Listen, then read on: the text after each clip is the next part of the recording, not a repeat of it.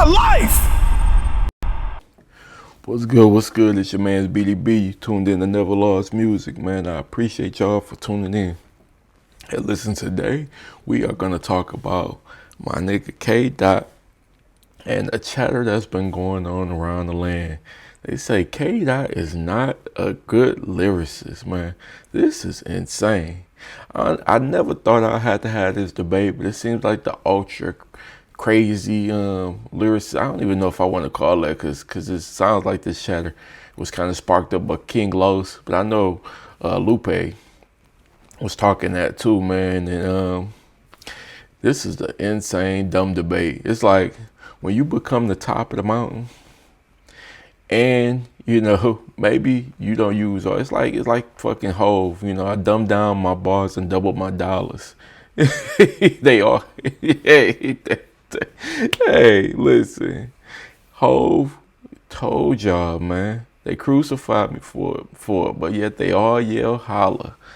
That's what it is, man. When you learn how to play the game and get your message across with bars, and you know, make all the average, not the average, the casuals rock with the song too and bang it about, it makes the super ultra lyricists who can't figure out how to get into the game, who can't figure out how to get their music out there and big and make money or whatever, it just bothers them, bro. And I never understand that shit, because it's like you eating your own, and instead of letting K. Dot rock, and now he's opened the door for you to have a lane, you know, because right now people want to hear lyrics.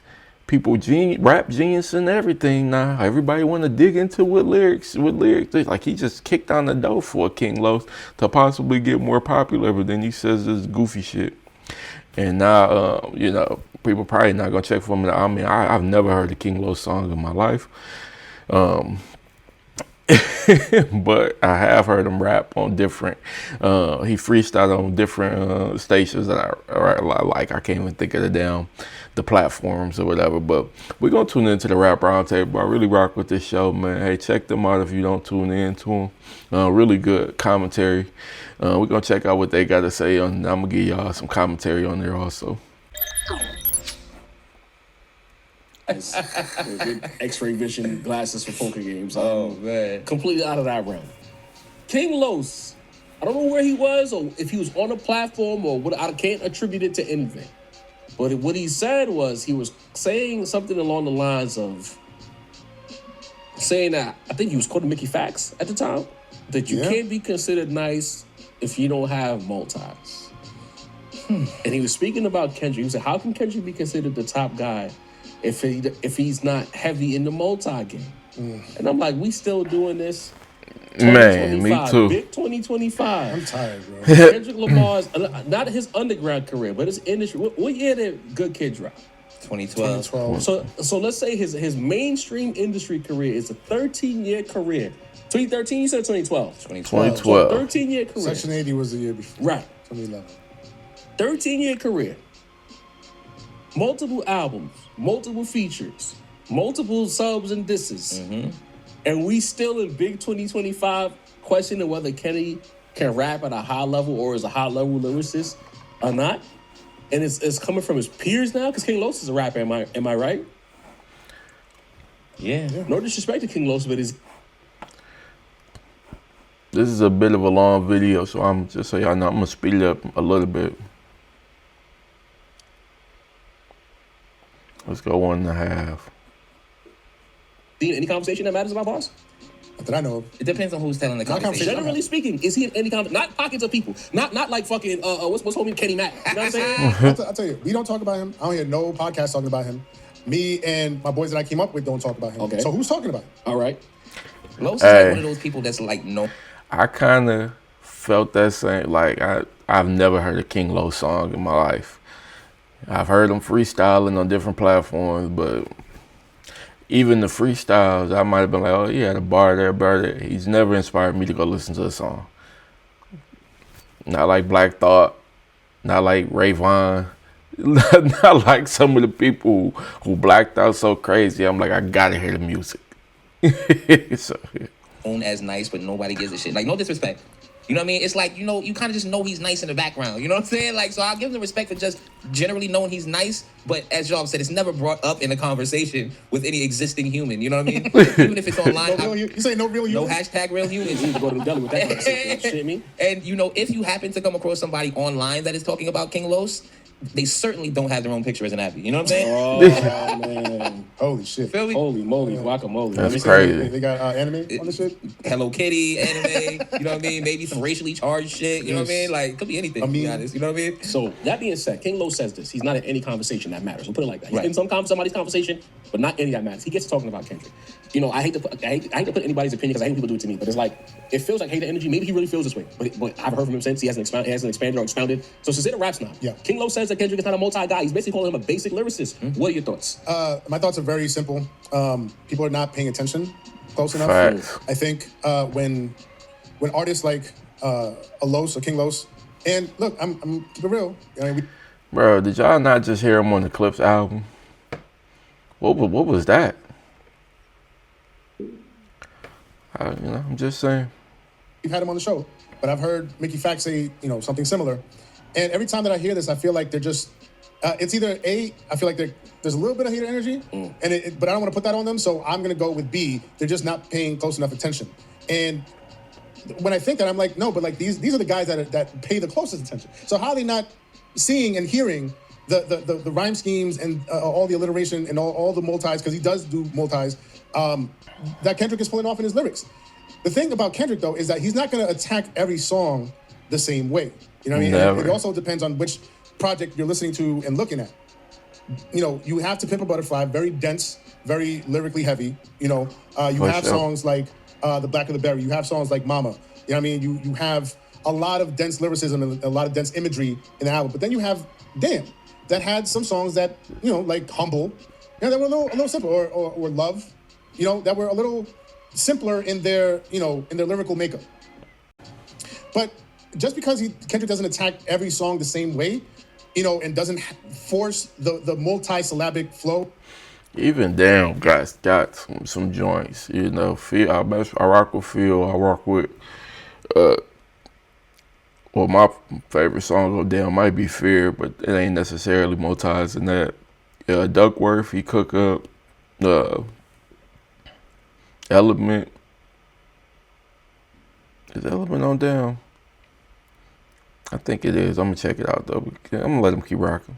Into every single song. Doesn't mean that he's not capable of it. It doesn't mean that he hasn't done it like numerous times, right? You could go back to Rigor Mortis on Section 80. You know what I mean? You could go back to that part, his remix, that verse goes crazy. The internal rhyme schemes in that verse alone, insane. Facts. Right? You could go back to the Heart series. You could go the Heart on Damn. You could go to Feel on Damn. There's all sorts of songs where he exhibits prime lyricism. You know what I mean? Multis, internal rhyme schemes, alliteration, etc.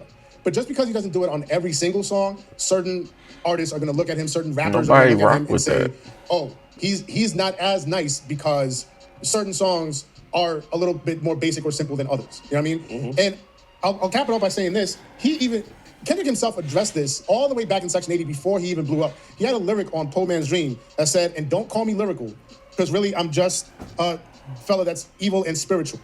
I know some rappers using big words to make their similes curve. My simplest shit be more pivotal. And that's always been his approach to making music. He wants you to feel it more so than be impressed by the tech. Yo, it's the pox. It's the pot. Like, nigga, he can cook up, they can show you the bars, but it don't mean anything if you can't even feel. You gotta feel the bars. That shit is way more impactful than any fucking thing you can do when it comes to rapping. If they can feel what you're saying, I'm talking about in their soul and they bone. Like, if they can feel what you're saying, bro, they gonna fuck with it. It don't even matter. This is why Boosie is so fucking fire. This is why Gucci, Jeezy, this is why a lot of the Southern rappers has nothing to do with a lyrical ability. You feel that shit. Scarface, you feel that shit, bro. You feel that. Scarface on that track with Hov. I could have talked about my hard times on this song, but heaven knows I would have been wrong. I wouldn't have been right. it wouldn't have been bro. He went in the studio. He just got a call from his nigga. My homeboy Reese, he just lost one of his kids, and when I heard that, I just broke into tears, bro. You gotta feel that shit, bro. The clips, birds don't sing. You feel. Everybody felt that shit. Gut wrenching, bro. Brought tears to a nigga eye. Like, bro, if you don't feel it, it don't matter what the fuck. All that motherfucking lyrical miracle shit don't mean nothing if I don't feel nothing or I don't know what the fuck you talking about. Now I might go deep dive and be like, oh shit, okay, that was some fly shit. That shit was cold. I want to hear that shit again because it's just a whole bunch of jibber jabber. You gotta feel that shit. Euphoria. That whole fucking battle. What was that shit? Man, did the nigga miss the battle? Was he asleep? Nigga was in a coma? Let me get back to it. Makeup of it, right? And again, not to say he doesn't pull off the technical stuff, but the emotion, the feeling and the emotion is what's most important to him. Yes. And some rappers might be mad that Kendrick can convey emotion in his songs, and sometimes they can't, So I feel like it's part hate and part not paying attention. Mesito, I know this is probably not something you prefer to do, OVO Mesito, Right. but, again, I was in the chat. Tonight's episode is probably going to upset Sincere Raps now, but it might do you a favor or two. Right. A little foreshadow. Right. What are your thoughts on Kendrick Lamar? Not a multi-guy. Sin, very, very diplomatic. Surprisingly diplomatic. I'm not gonna lie, very diplomatic, because this is pure. Like, that was a late for you to just say, fuck right, out. My guy is nice. Right. This is pure nonsensical hater shit. Like, it's not even. Let's not. I'm trying to Okay. put this around the hater shit. Okay. Let's be honest here. Like I said before, having the conversation 13 years into a first battle. And he is super Drake guy, man, but he fair, man. I fuck with him. Mesito, I fuck with him. Hall of Fame career to ask the question. Multiple championships, multiple MVPs, All-Star appearances. Game 7 They're good. sweeps, like, you know what I'm saying? Like, having that conversation 13 years into Kendrick Lamar's career, like, all right, let's have some conversations. And OVO Los? Is Beyonce pretty? You know what I'm saying? Like, can Vince Carter jump? You know what I mean? Is the Rap Roundtable the top podcast on the East Coast? Like, do we need to ask questions that motherfuckers already know the answers to? Is that what we're doing here? See, this is the thing, right? This happens in multiple forms of entertainment, right? Stupid conversations. In basketball, it's between heads conversations. Y'all know about that one. In wrestling, it's probably the work rate conversation, right? And that's the conversation in rap. Multis. Okay? Stupid conversations by people who only like a specific portion of rap. You know what I mean? And to basically hate on people who have higher profiles and are clearly greater than them. Listen, nobody's having a conversation about King Los and fucking Kendrick Lamar. That's not even a conversation. So if Kendrick ain't nice, King Los, what are you, bro?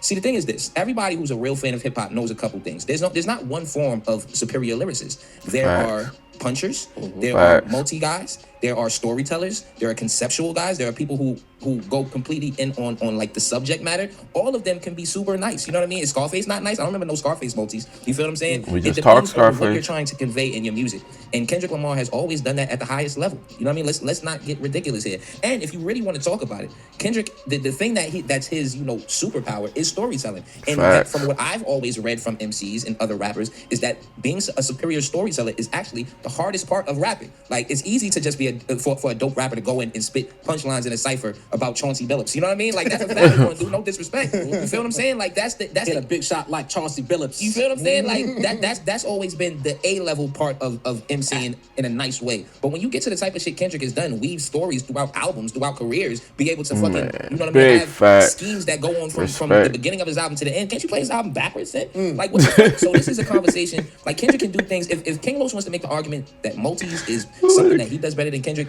I'm certainly sure that Kendrick does every other part of lyricism better than King Los. This is not a conversation. That's what I'm talking about. Hey, this is the Drake OVO guy, but it's not. He fair. He pretty much fair on everything, man. But he like Drake a lot, man, which is all good. This is all good, Listen, that nigga say if you got the multi slider, a tribute for multi, every other thing for Dot is way higher than you, bro. You bugging out. And that's kind of where I'm at with it, man. I want to hear Jarv take on it. This shit. This exactly. That's exactly how I feel, bro. Go ahead. I want to have the dude that I come up here and say I'm a fan of, Kendrick Lamar, just stone cold stomped him in the middle of the fucking ring. So I can't. If I was to come up here, y'all know I'd be lying. Come on, bro. Scott Hall level stone cold stunners. Okay, that was crazy. So it's like I'm not gonna come up here and try to use this as an aha as like maybe some people on my side of the fandom would. This is a ridiculous conversation, and I refuse to have it unless we're making fun of King Los somewhere further down the line. Okay. Permission to add one more thing. Good. because something that May said made me think about it. They're not gonna, because you brought up Scarface. Mm-hmm. Right? Scarface, one of the greatest rappers, lyricists of all time. But clearly his delivery was not that of a multi-lyrical miracle type of delivery. For sure. King Los would never dare say that about Scarface.